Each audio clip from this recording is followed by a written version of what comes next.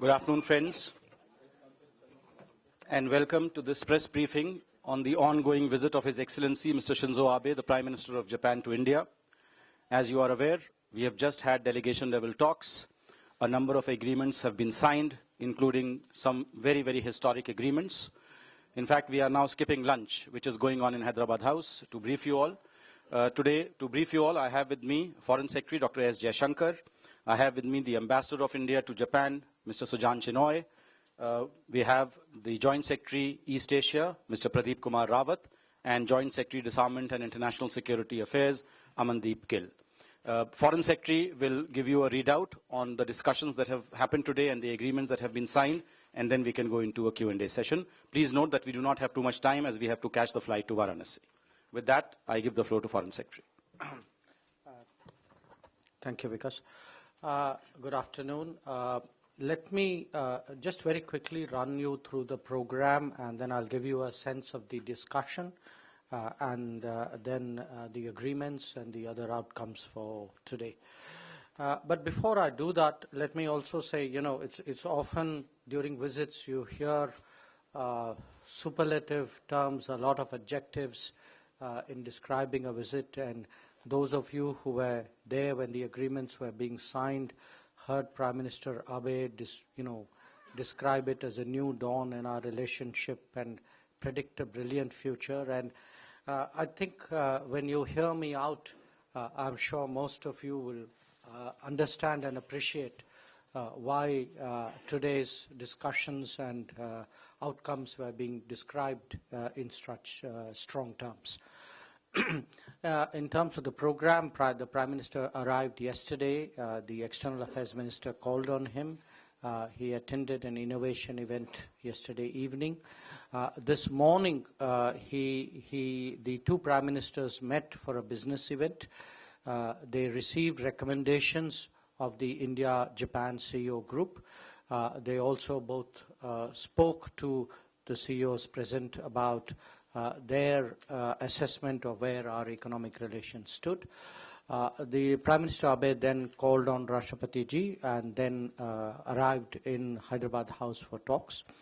There was a sort of a restricted session between the two Prime Ministers and then delegation-level talks. Then, of course, the signing of the agreements, the press statements, and they're now having lunch.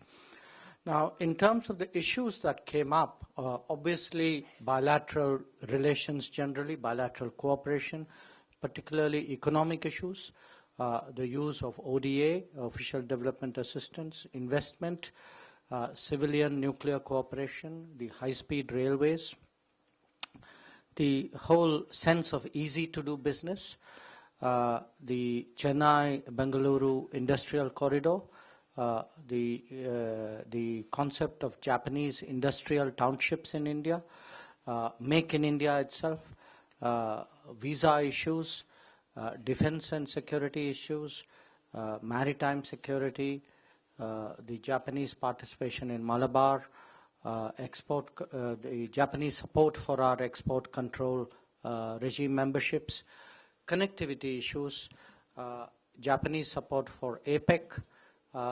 These and there was some discussion on the climate change conference COP21, which is taking place in Paris.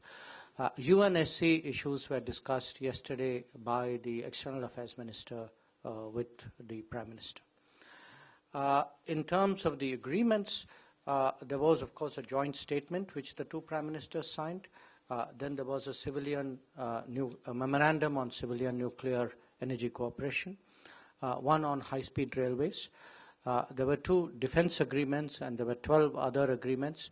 The joint statement, a fact sheet, and a list of agreements have all been uploaded on the website, right? Yeah. Or are being uploaded on the website. Now, let me very quickly run you through the outcomes, and then we can take this further. One on the civilian nuclear cooperation issue. We have reached substantive agreement on that issue. There are some technical details and obviously legal scrubbing and the internal procedures to be gone through. but the key part of the agreement has been done. And this is very important for a variety of reasons. One, of course, because Japan is a very important player in the global nuclear industry in terms of they have a number of areas of particular expertise. And in fact, the fact that we have an agreement which the Japanese system and our system will now look at and complete the formalities soon. This will allow Japan to even partner other countries, particularly I think both Westinghouse and GE had Japanese partners in their nuclear reactor offers. And again, as most of you know, with the climate change right now being in news, India has in the INDC a 40% non-fossil fuel commitment in terms of power generation capacity. So nuclear is a very important part of this. So both in a literal sense in terms of the nuclear industry, in terms of its implications for climate change, I think the fact that we have concluded the negotiations on civil nuclear cooperation with Japan today is a very, very big step. The second agreement, let me stick with the defense political issues, then I'll come to the economic issues. We also signed two defense agreements today, one on the transfer of defense equipment and technology, and the other one on protection of classified information. And together, the two make possible defense cooperation, defense equipment cooperation, defense production cooperation between India and Japan. Also on the defense side, we confirmed today that Japan would be a regular participant at the Malabar exercises, which generally take place between India and the United States. They did participate this year, but by now we've sort of made it, we've agreed to have them on a more regular basis. We've also agreed to expand staff talks between the three services of the two countries. In terms of global political and security issues, let me very quickly run you through some of them. I think as you would see in the joint statement, clearly the issues of freedom of navigation and freedom of overflights was one issue of significance. You see references there to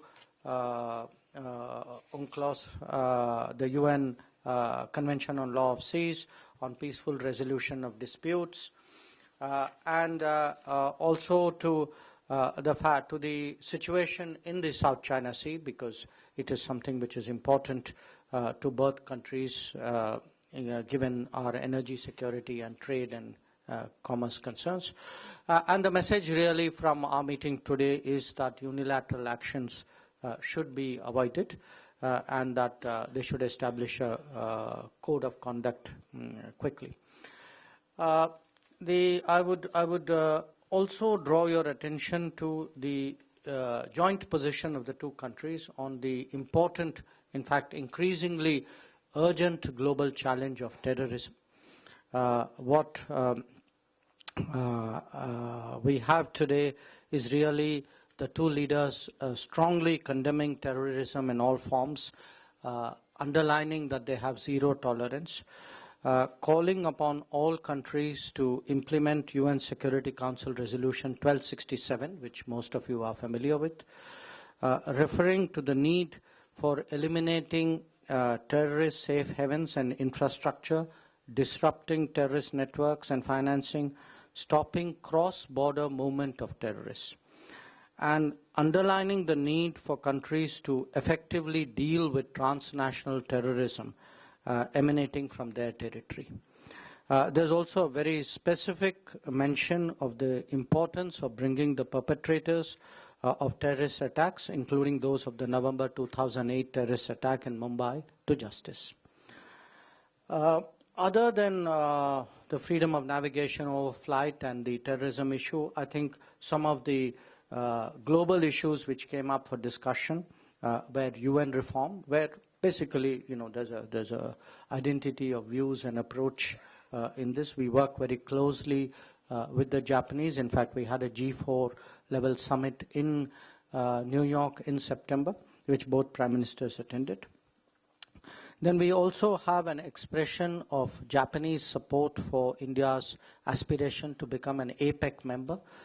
Again, many of you would be aware that this is something which we had sought for some time now, and it's now come a little bit more prominently into our diplomatic agenda, as well as for our membership of export control regimes, the 4 regimes, NSG, MTCR, Australia, and Wassenaar.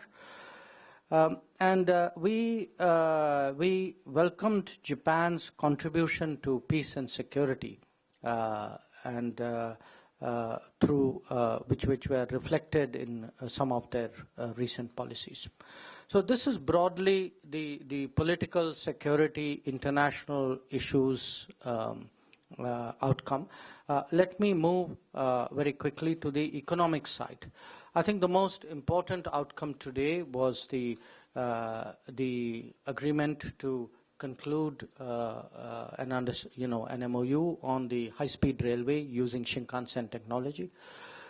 This is for the Mumbai-Ahmedabad sector, on which Japan had done the feasibility report earlier.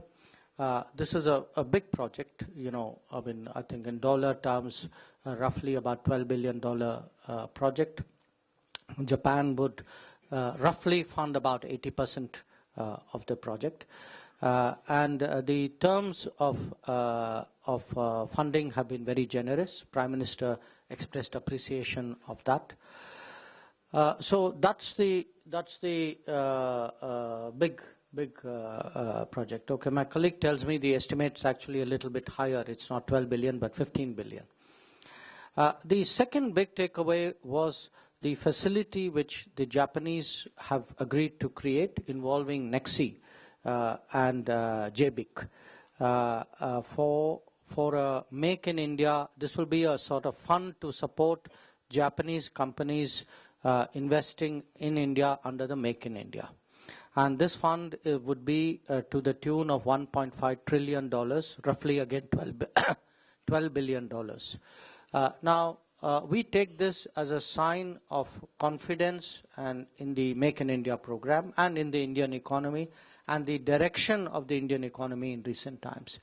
So that a country has explicitly created a fund labeled Japan India Make in India Fund, I think has its own symbolism. It tells you the seriousness with which Japan today is looking at its economic prospects in India. Then coming to the official development assistance part, again, many of you would be aware that Japan has a long history of supporting infrastructure development in India using ODA. Now, this year, Japan has, our discussions have been really very ambitious in this regard, and we have an understanding roughly of about 600 billion yen, which is about $5 billion. I think my broad estimate is about 400 billion yen is committed in this financial year, and 200 billion yen carries over into the coming year. Now, again, to give you a sense of what it is we are talking about, this is something, I think you have a map behind me, because I really want you to appreciate today the role that infrastructure collaboration between us can play in terms of modernizing India's economy. We have really this time around 13 big projects which we have looked at. The first one is the Western Dedicated Freight Corridor. The second one is the Ahmedabad Metro project. The third is the modernization of ship recycling yards in Gujarat.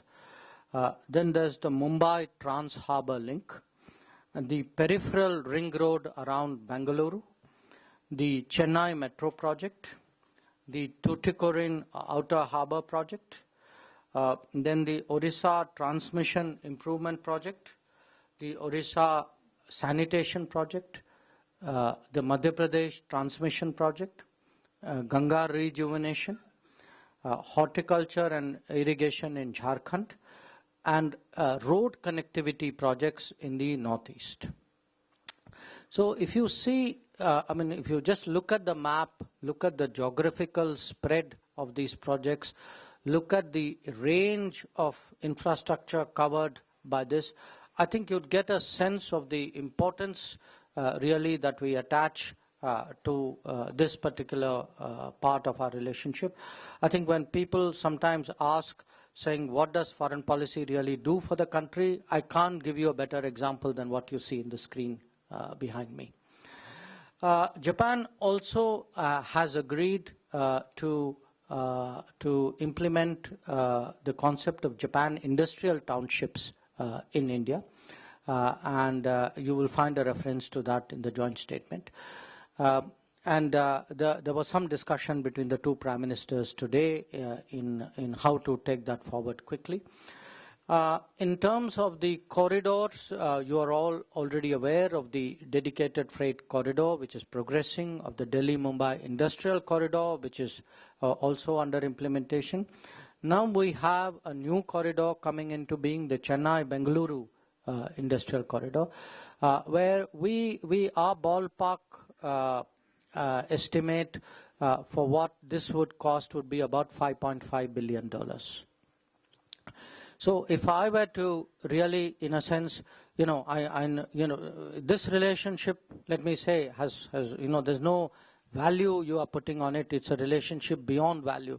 But if I were to just sum up today in terms of the size of the economic agenda that we are looking at, we were really looking at this $12 to $15 billion on the high-speed train, the $12 billion on the Make in India Fund, the $5 billion on the official development assistance, and some of it is overlapping, the $5.5 billion on the Chennai-Bengaluru industrial corridor.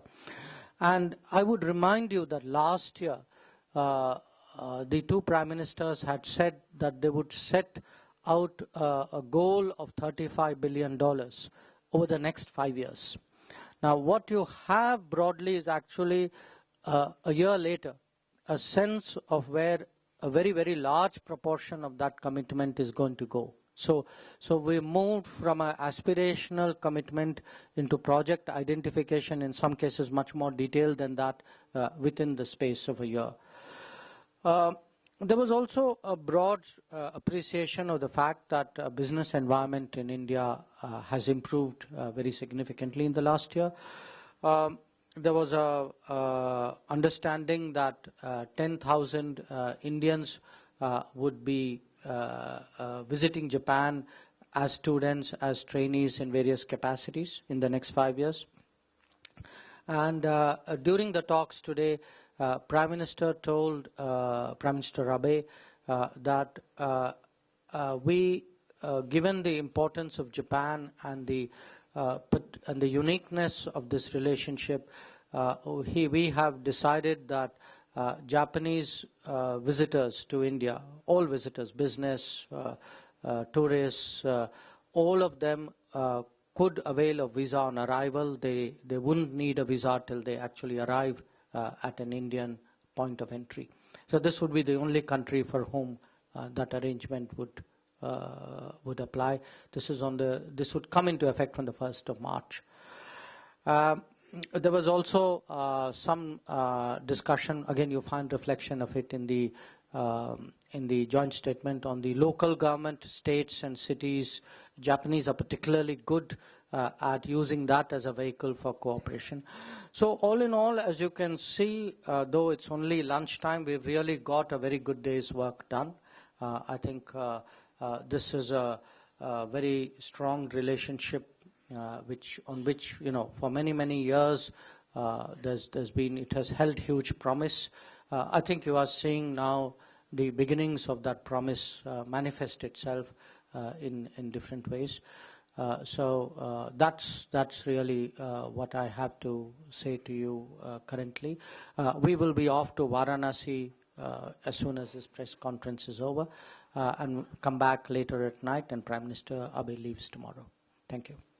Well, after that comprehensive statement by Foreign Secretary, there shouldn't have been any need for questions, but those of you who still need to understand better. Okay, Shobhajit. Mike. Sir, since the nuclear MOU has been signed today, just wanted to get a sense on the three issues that were, challenges in the cooperation. One was the liability, then the fuel tracking, and proliferation concerns. I mean, that India is not part of the NPT, and that was one of the issues. So, how have you, managed these concerns? How have you, passed through these humps?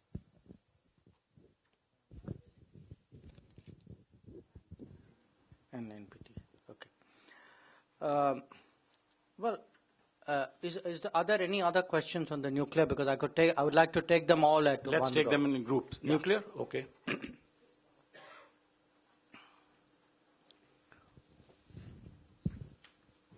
Sir, is it an agreement to, in fact, arrive at a final agreement at a later stage? Is it a framework agreement? What is the agreement? Because you have already said that there are legal issues also, and the statement also mentions that, in fact, it's not the final document. Okay, noted. So, Venkat.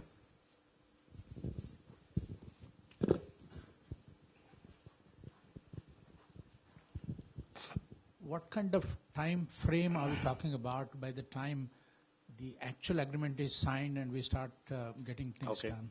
You're also on nuclear? Okay. You just mentioned the substantive agreement. So what is done and what is being left? Okay. Okay. Manish. Foreign Secretary, just want to clarify that can we say that India and Japan have done the nuclear deal? You said we have wrapped up negotiations.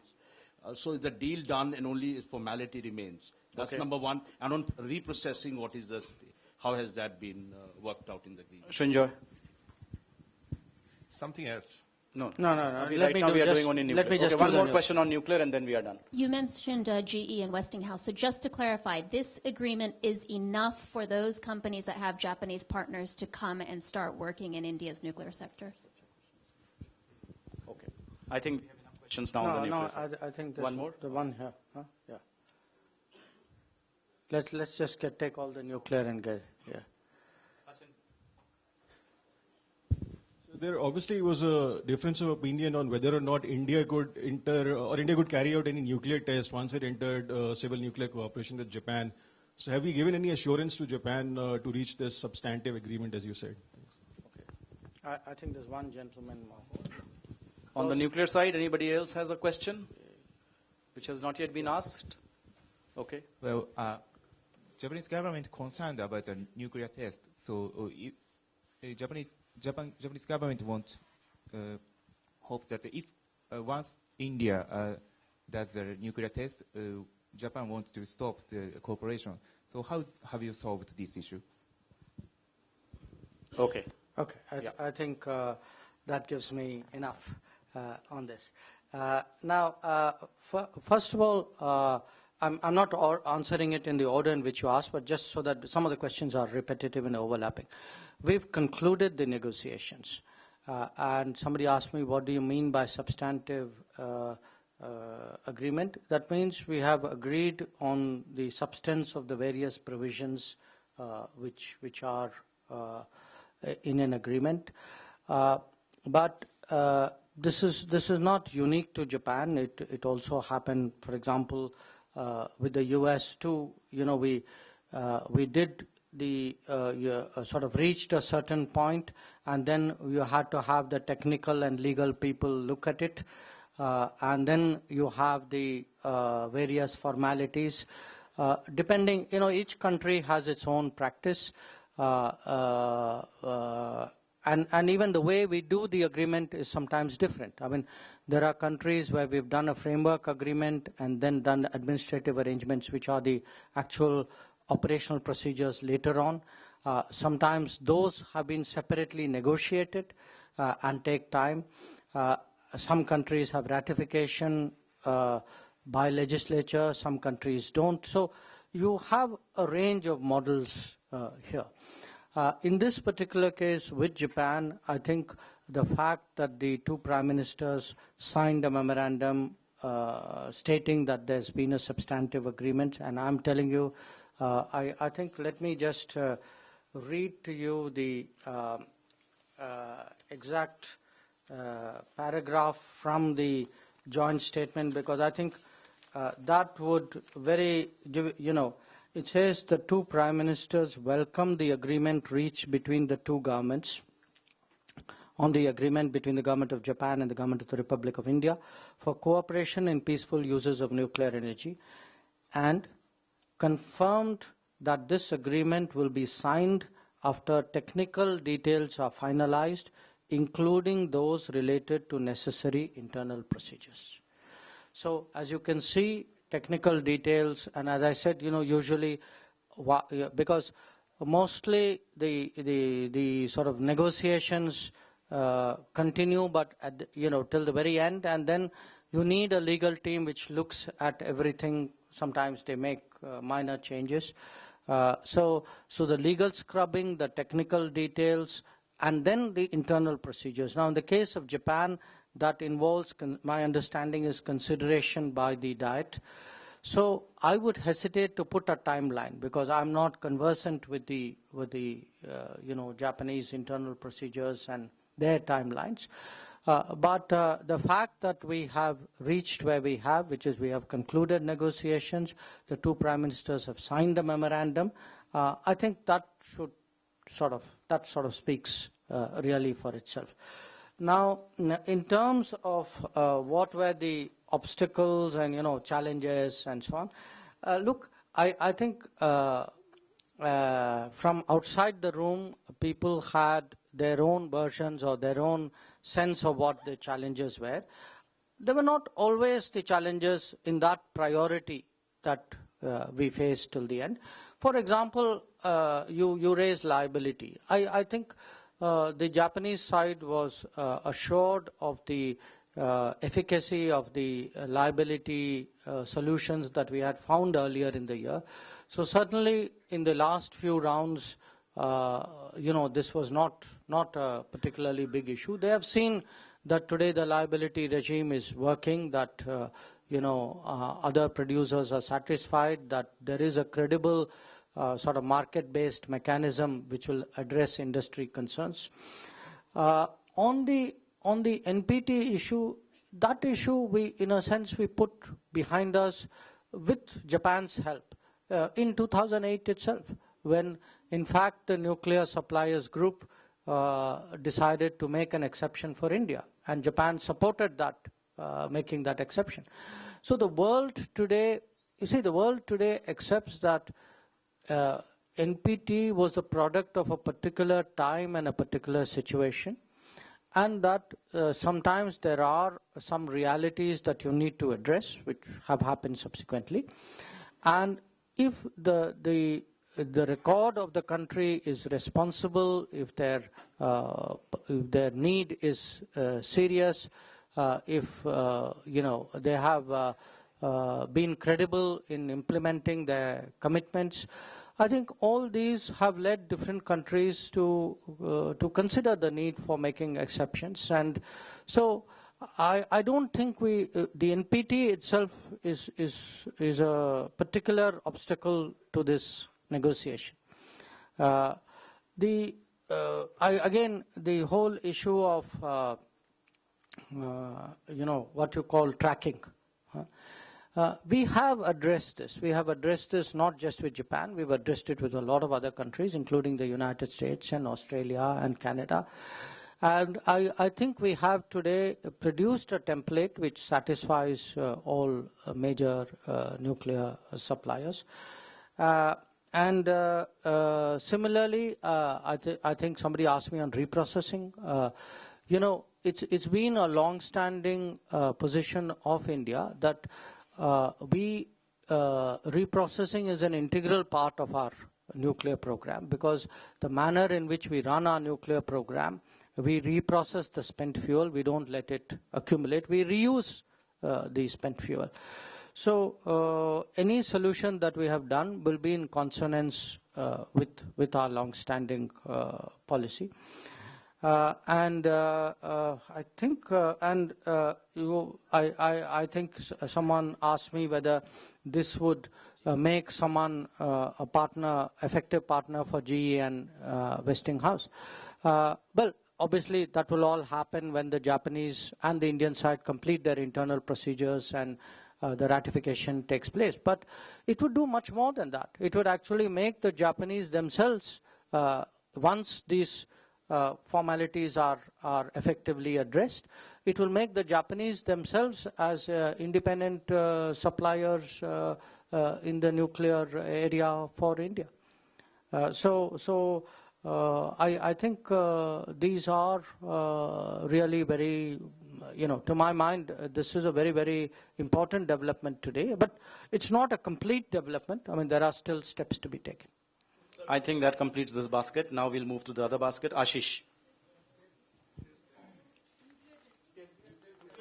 Yes. Well, look, we have again a long-standing position on this matter at a time when the international community was considering making an exception for India and the nuclear supplies group. India had reminded them of the voluntary moratorium that we had put in place. I'm not quite sure why you are raising it with that degree of concern, but I really, again, don't see this as such a major issue. I think, most countries in the world accept that India's word is credible, that Indian commitments are serious. At the end of the day, international relations much depends on credibility and trust, and I would say that we are not wanting on either aspect. If they were not convinced, would we have had an agreement? This side, Foreign Secretary. Just sir, what is the timeline, if you could tell us about the high-speed rail, sir? कब तक वो train चलेगी, bullet train? Actually, Prime Minister का ये dream कब से fulfill होगा? About this agreement, sir. Wait. Hang on, please. Any other questions on the train? Huh? Because I'm running tight on time, so please cluster your questions. Sorry? Interested. Okay. हाँ. जो लागत होगी वो किस तरह से पूरा जापान उसका कॉस्ट वहन करेगा या Bharat? Model. Okay. Anyone else on the bullet train? Yeah. And repayment. Sorry? Terms of funding, loan and repayment, if you could elaborate. Okay. Anybody? That's it? And, okay. You see, we have right now an agreement in principle that for the Mumbai-Ahmedabad line, India has decided to use Shinkansen, the Japanese high-speed rail technology. The terms which the package that Japan has offered us is a highly concessional loan with repayment for over 50 years, with a 15-year moratorium at an interest rate of 0.1%. Those are the terms. There will be, again, we have an in-principle agreement that there will be transfer of technology that under Make in India program. Obviously it has to be done in a phased manner. But at this time, we have a broad agreement, broad understanding. It has been decided to constitute a committee at a very senior level, which will now get to work on this project. So I will not be able to answer the timeline issue. But again, I would say, the idea of a high-speed train is something which is everybody's dream. No, but there is no timeline for any feasibility study में 7 साल की timeline. Sorry? There is no timeline even You know, my colleague who's been involved in this a little longer than me tells me that the feasibility study indicates that the Mumbai-Ahmedabad link will take 7 years to do. No, 7 years to do, to execute. To complete. No, Shinzo didn't have. Shinzo didn't have? Achha. Okay. Okay, Shinzo. So this Malabar exercise, are you saying it's going to happen every year, whether in the Sea of Japan and in the Bay of Bengal? Do you also see bilateral naval exercises in the Sea of Japan? And also, what kind of reaction are you expecting from Beijing on this? Anybody else? In fact, not just on Malabar, but if you can do the defense security. On defense, yeah. Anyone on defense? Abhishek? Sorry, Pranay. So any further progress on the purchase of the amphibious aircraft?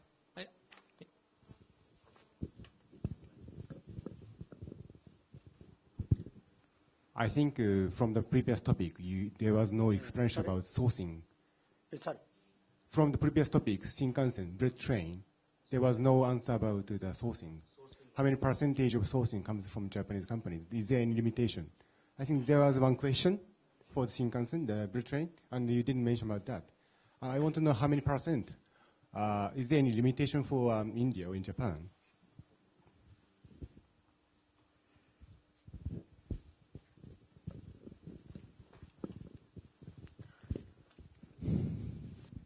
As both sides discuss about South China Sea issue, what might be the further cooperation on South China Sea between India and Japan? Thank you.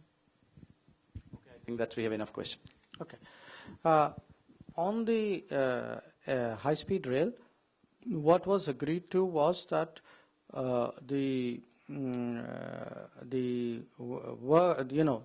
basically the sourcing would be from Japan or from joint ventures or from Indian companies. But there wasn't anything more specific than that. Again, as I said, at this time, what we have is a broad understanding, and this committee, which will work on this particular project, obviously will evolve greater details as we go along. If I can turn to the defense, beginning with Malabar. Yes, we do Malabar every alternate year. Oh, yeah, there you are. I was wondering where you'd gone. We do Malabar every alternate year, and 1 year it's done on the Japan side. So that routine would continue. I think the difference is that till now, India and US do Malabar. Some years Japan has joined on an irregular basis. Now it would be regular. So from irregular, episodic to regular. That is the change. The US2 was discussed, and I think we don't have any decision or any indication to give right now. So matter remains under consideration, and the joint statement reflects that. And in terms of cooperation on South, I am not sure I would characterize it that way. I think South China Sea is an arena which is of concern to us because both countries see a lot of their energy and their trade and commerce pass through those waters. And so to have freedom of navigation and freedom of overflights for us is important. Also, it is important for us to have peace in that region, and we'd like the countries of the region to agree on a code of conduct so that peace and security is strengthened. But we have broad, maritime cooperation with Japan. It is not something which we would say applies to one particular area and not to another particular area. We are running out of time. I'll take 2 more questions. Okay, we have exhausted? Excellent.